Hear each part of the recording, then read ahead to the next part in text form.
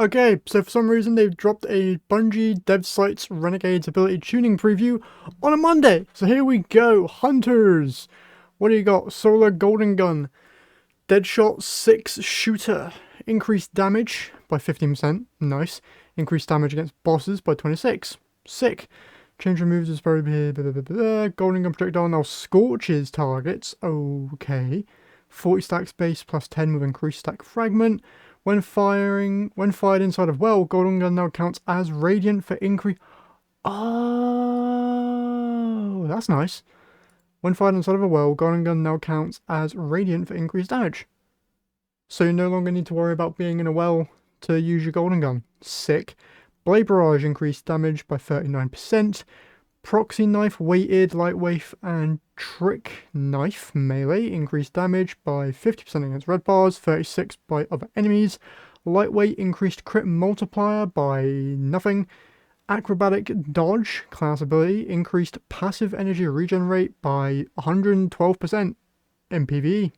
Sick. Cooldown now matches Gamblers. Awesome. Gunpowder Gamble aspect, shooting dynamite in midair now increases damage by 50%! Huge! 5% in PvP, expands radius and creates sub-munitions. Okay. Void, Night Stalker, Shadow Shot, Tether Source now attaches to combatants on direct impact. Increased weaken effects from 30 to 35%. Okay, I don't know what, I don't think that's the same as what Tractor can do, so it's still kind of like, what's the point? Unless Tractor is 35, in which case, sick. I don't think it is, but either way, nice buff there. Oh, if I just keep on reading, Deadfall Tether is now the strongest weaken in the game. Cool, that's why you read onwards. Now immediately weakens and suppresses enemies in an area on impact. Shadow Shot, Mobius Quiver. While the super is active, dealing damage now increases the power of subsequent shadow shots and bow weapons. This puts a bar on your screen that charges as you deal damage. When charged, your final shot or final two shots with Orpheus Rig deal increased damage, turning it into one of the highest damage. Huh? Okay. This puts a bar on your screen that charges as you deal damage. When charged, your final shot or final two shots with Orpheus Rig deal significantly increased damage, turning it into one of the highest damage supers in the game. 227% max. I'm sorry, so you're giving not only Solar Golden Gun a huge buff alongside the buff that it's giving with the sniper rifle that I can't remember, Still Hunt, that's it. You're also buffing Night Stalker to the point where it also might be a really good damage option whilst also being now the best support option as well. That's insane. Increased base super duration from 10 to 16 seconds. Increased Orpheus Rig duration from 16 to 20 seconds. So that's going to be absolutely broken. Smoke Bomb. Increased projectile lifetime. Yep. Reduced PvP. No one cares. Reduced. Yep. Reduced. Yep. Okay. Yawn. Arc Strider. Storm's Edge. Passive regeneration increased by 25. Tempest Strike. Reduced damage against players by 16. Okay. Stasis Revenant, Shatter Dive, shattering stasis crystals or enemies now grants frost armor. Sick, just another reason to use that. Note any shatter grants full stacks in PvE and only 2 in PvP. Good. Silence and Squall, increased damage against combatants by 63%. Okay, that's kind of good. That's pretty good. Strand Thread Runner. Widow's Silk Aspect. Looking at a grapple tangle for a short time now overrides your grenade ability with a free non-offensive grapple. What? Looking at a grapple tangle for a short time now overrides your grenade ability with a free non-offensive grapple. Sure, this allows you to give grapple capabilities to fellow guardians who don't have strand or grapple equip. Cinema. Also works for the Navigator Exotic Cinema. Cinema. Are you telling me that a hunter can just grapple, create grapple points, and then allow their team who aren't on strand to grapple places? Huge. Hunters, you're now banned from using anything else on jumping puzzles. Have fun. Grapple tangles created near the ground now rise into the air. Okay. Grapple tangles baseline increased from 15 seconds to 20. Hitting an enemy with a grapple melee that wasn't free now creates a grapple tangle.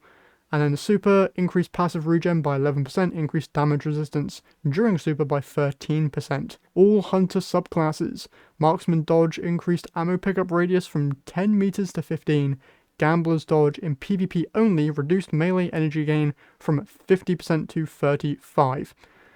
Okay, so already hunters are looking pretty good. Now we're jumping into warlocks, which are already looking very, very good thanks to the exotic changes. But now, let's dive in. Solar, Dawnblade, Daybreak Super, increased damage against combatants by 20%, and projectiles now scorch enemies by default. We already kind of knew this thanks to the Dawn Chorus helmet updates.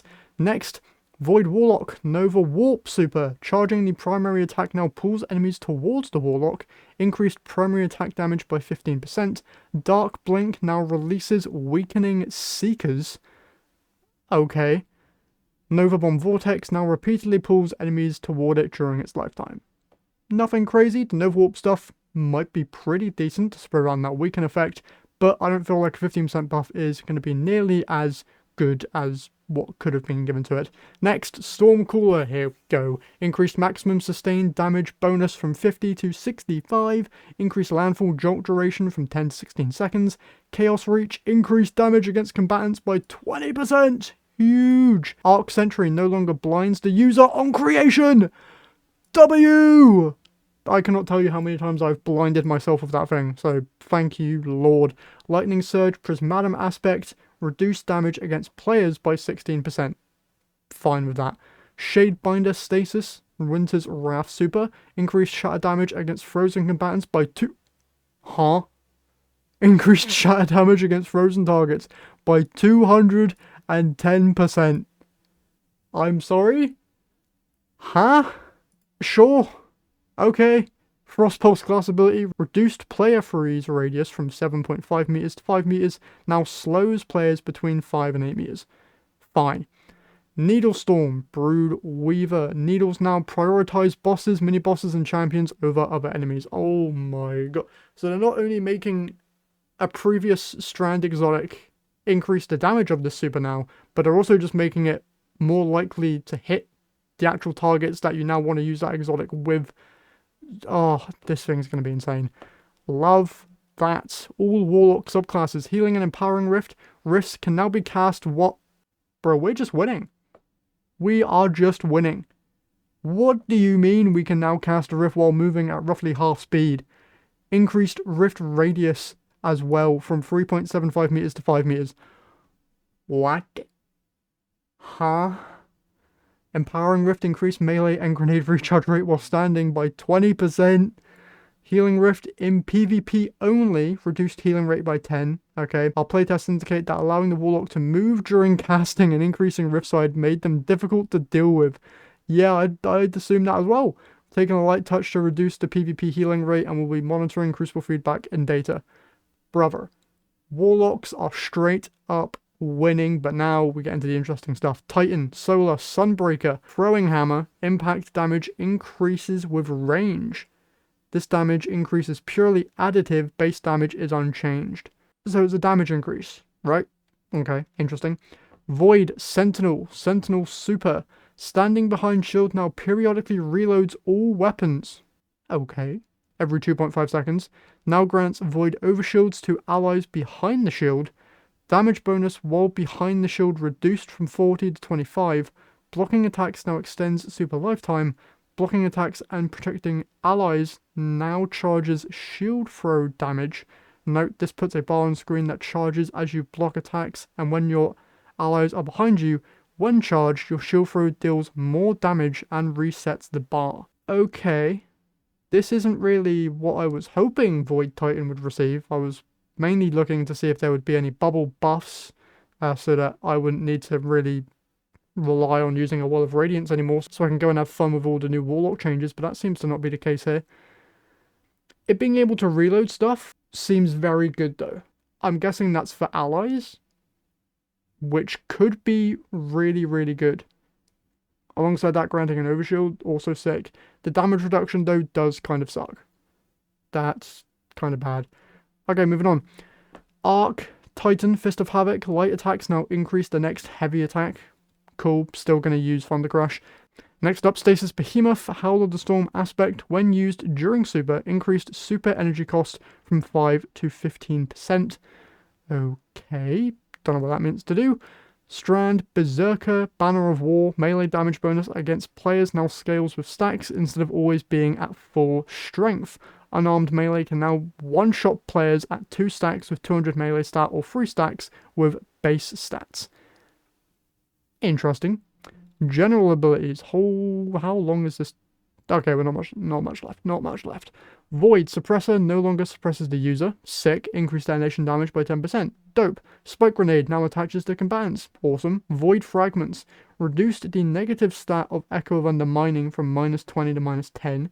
Echo of Provision now grants +10 grenade stat. Echo of Exchange now grants +10 melee stat. Removed negative stats from all other fragments except Echo of Starvation and Echo of Persistence. Void had more negative stats than other damage types, so we eased up on the penalties.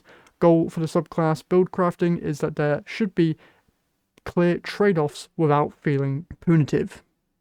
Is punitive a word? I have no idea. Either way, Void stuff looking good. Invisibility. Updated visuals to be slightly more visible in Crucible. Love that. Overshield enemy VFX now scale with Overshield remaining health. Cool. Arc Grenade, Lightning Grenade now attaches to combatants. Flashbang no longer blinds users. Increased detonation by 10%. Strand Threadlings. Threadlings that lose their target before impacting will land and look for another combatant instead of exploding. That's actually really sick. Note this will reduce the cases where the big gang of Threadlings will explode on a single dreg. The result is that they feel smarter and more alive. Awesome. That's all, folks. Renegades is right around the corner, and we hope you're excited to start playing these sandbox changes. As mentioned earlier, we'll also have significant changes and additions in Shadow and Order and beyond, so keep the feedback coming. Overall, this looks very, very good. Warlocks still winning. I feel like Titans could have used a little more love here, not gonna lie. Hunters seem to be getting a whole load of good changes, which is good to see, but Titans don't seem to be getting all that much. I was really hoping for some bubble updates, but it seems like they're going to be mainly focusing on Sentinel Shield rather than overall Void Titan bubble. Very interested in the reloading aspect, but apart from that, Titans do seem to be lacking. Warlocks, we stay winning. 100%, we are just straight up winning. And Hunters, you guys seem to be having a lot of fun changes here, which I'm very interested in testing out. With that said, that is it for this article. If you enjoyed the video, if you could leave a like and subscribe to the channel, I'd super appreciate it. And I'll see you all in the next one.